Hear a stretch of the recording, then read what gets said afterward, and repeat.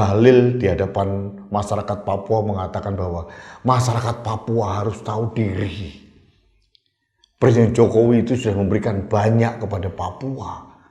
Tahu dirinya tolong diterjemahkan sendiri. Saya tahu, masyarakat tahu, yang dimaksud tahu diri ini adalah pilihlah anaknya Pak Jokowi. Maksudnya kan begitu. Padahal pidato di depan presiden, memuji-muji presiden setinggi langit, pulang dari Amerika, langsung ke Biak dan sebagainya, memalukan. Bahlil ini seperti sosok penjilat yang luar biasa hebat. Tapi kelakuannya menurut saya Bahlil.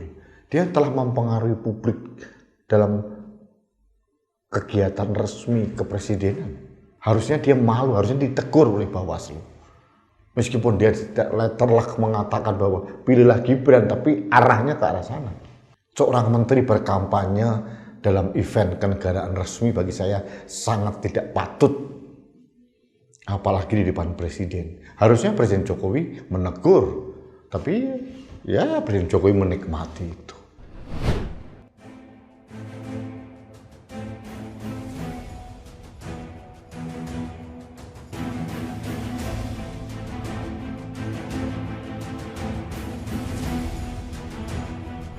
Halo sahabat Indonesia, kita bertemu kembali dalam Opini Rudy. Sahabat Indonesia, Menteri Negara Investasi sekaligus Ketua Badan Koordinasi Penanaman Modal, Bahlil. Ini kok jadi seperti Bahlil ya? Kenapa saya mengatakan hal itu? Karena saya merasa geli aja lihat kelakuan Bahlil ini. Dulu dia pernah berteriak keras Jokowi 3 periode. Entah disuruh siapa, yang jelas saya yakin itu bukan ide orisinal dari Bahlil. Dia tidak sadar itu melanggar konstitusi dan berteriak-teriak Jokowi 3 periode, akhirnya gagal total. Sekarang dia berteriak aneh lagi. Pada saat penyambutan sale Teluk Cendrawasih tahun 2023, hari Kamis yang lalu di Biak Numfor, Bahlil di hadapan masyarakat Papua mengatakan bahwa masyarakat Papua harus tahu diri. Presiden Jokowi itu sudah memberikan banyak kepada Papua. Tahu dirinya tolong diterjemahkan sendiri. Saya tahu, masyarakat tahu, yang dimaksud tahu diri ini adalah pilihlah anaknya Pak Jokowi. Maksudnya kan begitu. Padahal pidato di depan presiden, memuji-muji presiden setinggi langit, pulang dari Amerika, langsung ke Biak dan sebagainya, memalukan. Bahlil ini seperti sosok penjilat yang luar biasa hebat. Tapi kelakuannya menurut saya Bahlil. Dia telah mempengaruhi publik dalam kegiatan resmi kepresidenan. Harusnya dia malu, harusnya ditegur oleh Bawaslu. Meskipun dia tidak letterlock mengatakan bahwa pilihlah Gibran, tapi arahnya ke arah sana. Seorang menteri berkampanye dalam event kenegaraan resmi bagi saya sangat tidak patut. Apalagi di depan presiden. Harusnya Presiden Jokowi menegur. Tapi ya Presiden Jokowi menikmati itu.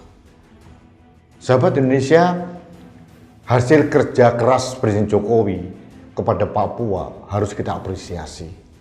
Tapi ini kan tugasnya sebagai presiden, sebagai kepala negara yang memang harus melakukan hal itu. Bukan karena uang pribadi, bukan karena uang keluarganya, bukan. Semua yang digelontorkan ke Papua itu adalah uang negara. Dan ini akan menutup kekurangan-kekurangan presiden terdahulu. Jadi menurut saya tidak terlalu signifikan, tidak terlalu luar biasa, biasa-biasa saja. Karena menurut saya masyarakat Papua berhak mendapatkan itu. Tapi menurut saya juga masyarakat Papua tidak mempunyai kewajiban harus tunduk-runduk mengikuti apa yang dilakukan oleh Bahlil itu. Masyarakat Papua harus mempunyai kekuatan sendiri untuk memilih pemimpin yang terbaik. Dan apalagi ada cerita katanya sebagian besar masyarakat Papua memilih Ganjar Pranowo. Nah, ini kita lihat saja seperti apa.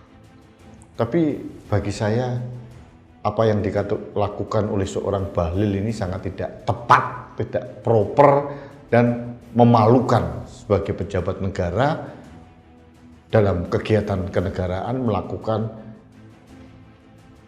provokasi opini yang seharusnya tidak dilakukan. Seolah-olah ini mengatakan kepada Papua, kalau kalian tidak berterima kasih kepada Pak Jokowi dan memilih Gibran, kalian orang yang tidak tahu diri. Ini kan maknanya seperti itu, meskipun tidak diucapkan oleh seorang Bahlil. Tapi bagi saya tetap tidak bisa diterima. Jadi ini koreksi keras saya kepada Bahlil, jangan melakukan hal-hal yang konyol dan memalukan seperti itu lagi. Masyarakat Papua mempunyai kemerdekaan untuk memilih pemimpin Indonesia yang terbaik buat Papua. Dan saya yakin di tangan seorang Ganjar dan Mahfud MD, kesejahteraan pembangunan di Papua akan semakin meningkat, akan semakin tajam, karena selama ini belum terasa sampai bawah. Pembangunan infrastruktur sudah dilakukan, tapi belum sampai mempunyai dampak sosial kepada masyarakat Papua. Dan saya punya keyakinan di tangan Ganjar, di tangan Mahfud MD, harapan indah dari masyarakat Papua untuk mendapatkan kesejahteraan dan keadilan ini benar-benar akan ditegakkan. Itu keyakinan saya. Jangan mengikuti apa kata Bahlil, ikuti nurani Anda, saudara-saudara saya di Papua. Baiklah sahabat Indonesia, terima kasih Anda telah mengikuti Opini Rudi. Kita bertemu kembali dalam Opini Rudi selanjutnya. Salam satu Indonesia, salam Pancasila, salam Indonesia maju. Saya Rudi S. Kamri.